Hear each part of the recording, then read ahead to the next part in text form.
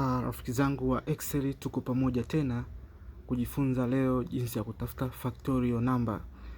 Ikitokea umepewa namba kama hizo afu kaambiwa tutafutie factorial number, hizi namba ambazo umepewa, wala usipate shida. Tunaenda kufanya Excel yetu kama ifuatavyo. Tunaenda kuingiza formula, tuna click hapo, tutaweka sawa sawa. Alafu tutaandika fact. Tutafungua bracket, shift bracket, tutafungua kama hivyo. Na baada hapo tutaenda click hii moja hapa, click.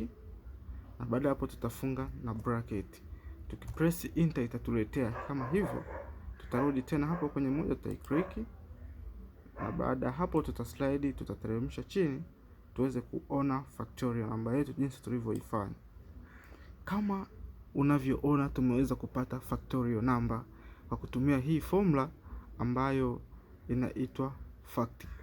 Asante, usisahau kusubscribe channel yetu na kulike. Asante, endelea kusalia pamoja nasi.